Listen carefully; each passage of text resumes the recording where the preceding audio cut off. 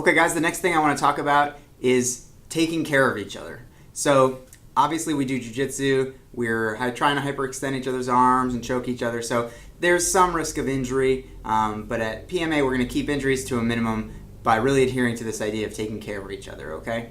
Your number one job is to take care of yourself. Only you know when you're losing consciousness or when you're uncomfortable or your arm is hyperextending. So only you know the moment that things become uncomfortable. But what we have to strive to do is to do the same for our partner. Even before our partner taps, to know that they're caught, even if they don't, because that's going to happen to you, okay? You're going to have partners one day who you know more than, and you're going to know they're caught, and they're not going to know they're caught, and maybe they're not tapping because they're seeing if they can escape or literally have no idea. So you need to take care of that person, okay? All of us have jobs to go to the next day, right? So none of us want to limp in with a black eye and a broken arm. So we're going to take care of each other, okay?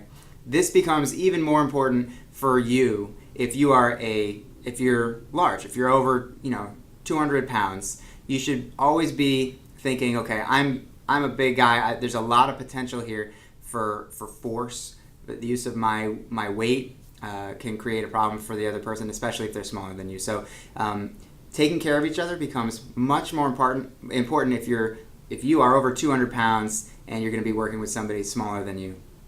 There's just a greater chance, and I've seen it happen, even if you just shift your weight too rapidly and someone's sort of hand is under you. Now we have an injury where we shouldn't have had an injury, right? You have to be the one that's hyper aware. The same goes for if you're kind of a young killer, and if you are, you know who you are, right? So you have a lot of energy, you're young.